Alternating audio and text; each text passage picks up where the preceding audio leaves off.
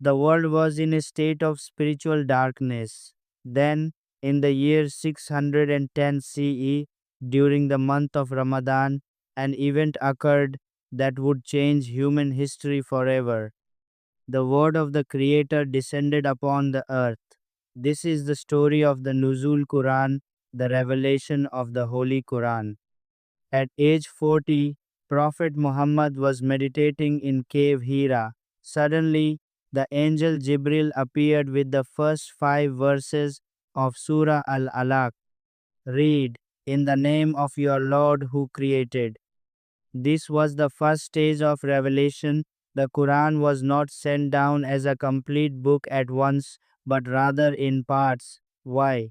To strengthen the heart of the Prophet and to gradually guide the new Muslim community.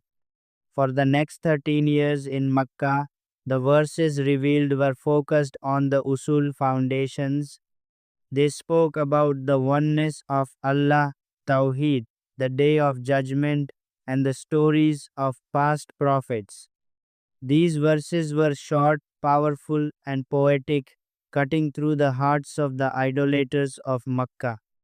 During this time, the companions would memorize the verses as soon as they were revealed, carving them into their hearts and writing them on parchment and bones.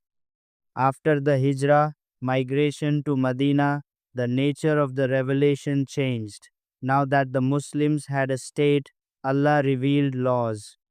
These verses covered social justice, marriage, inheritance, and the rules of war and peace. By the time the Prophet performed his final Hajj, the revelation was nearly complete. In the plains of Arafat, the famous verse of Surah Al Ma'idah was revealed. "This day I have perfected for you your religion." The Quran was revealed over 23 years, precisely answering the challenges of the time. It was preserved through the miraculous memory of the Sahaba and the written record. Today, every single copy of the Quran in the world is identical to the words revealed 1400 years ago.